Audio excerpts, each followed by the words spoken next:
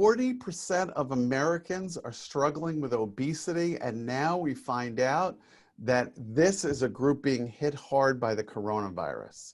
With me right now is Tammy Penhollow, a regenerative medicine expert and doctor out of Arizona, and you have some thoughts on this. Tammy, what do you make of what's happening right now? Hi, Jess. Thank you so much. It's good to be here. I'm concerned. I'm concerned because this population of obese patients are being targeted unnecessarily, really, because it's something we can potentially do something about. But right now we're seeing that the risk of being obese makes you more likely to have serious morbidity and mortality, meaning more hospitalizations, more intubations, and higher death rate, and particularly in the patients that are younger than 65. So this is something that we know, but if somebody like you comes out and a doctor says we have to get ahead of this, is it body shaming? Is it fat shaming? How do we work through that? There's no other segment of my patient population that is as high a percentage. I don't have 40% of heart disease or 40% of thyroid disease. Outside of gender, maybe a 50-50 male-female mix, but that's something you can't fix. So I'm really actually concerned. I want it to be a call to action to all of us. And it's not something that we're doing to shame these patients. We're saying, we're really, really worried about you, and let's work together to decrease your risk for this. Even though you may not have any other diagnoses. You may not have had time to manifest the symptoms or the full-on diagnosis of diabetes or heart disease, high blood pressure, or cholesterol. It's still affecting you. It still affects your diaphragm, for example. And we know that COVID-19 is a disease that affects the respiratory system, and the diaphragm has to work harder because it's working against the obese abdomen, the actual mass. So people for years in America have tried every fad diet and gastric sleeves and really some invasive things, and still can't get a hold of this whole problem. Is it just on the individual? Do companies need to make changes? What do we do? I think there's a little bit of everything, right? On the individual side, we need to all recognize there's no one magic pill. There's no one magic thing. If we did, then we wouldn't have the obesity problem that we have in this country. But we can look at other countries and see, for example, the death rate in Italy or the death rate in China is lower. And perhaps some of that could be because they have a much lower obesity rate.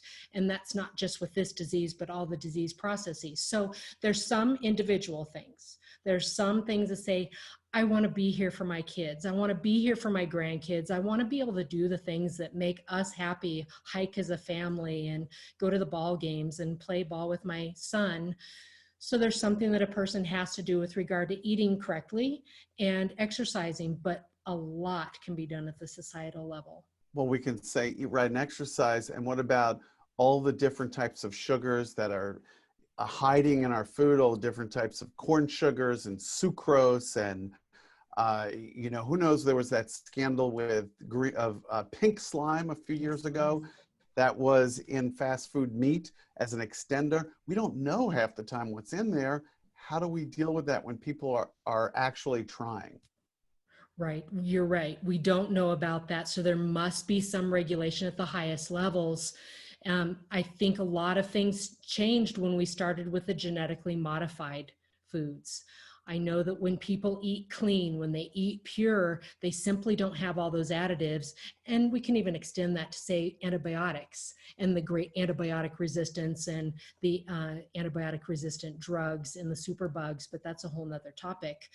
Related, the food industry needs to have some pressure put on them by the individuals and by the states.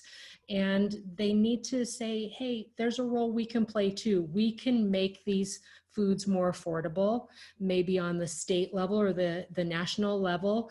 We can make it so you don't have to choose between the food stamp and the fast food, that you are actually driven toward the fresh fruit, the fresh vegetables, and eating healthfully because it's affordable to do that, or maybe just a few cents more, not exponentially more. We are creating this in our society.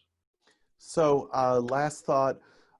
So if individuals say, I'm trying, I've had lots of diets, what advice do you have for people who say, I really do want to try? I'd say let's do it. Talk with your physician, develop a plan, and know that this is for the long haul. This is something that's going to improve your life in so many different ways. By maintaining a healthy body weight, you can prevent all the other diseases that are occurring with such alarming rates in our society, such as diabetes, high blood pressure, obstructive sleep apnea, hypertension. So it's something you're doing now that's going to take some time. It's not a quick fix. There's no magic pill, but the end goal is health that allows you and your family to prosper and live for quite some period of time, and happily and healthfully. Dr. Tammy Penhollow, thank you very much. Thank you.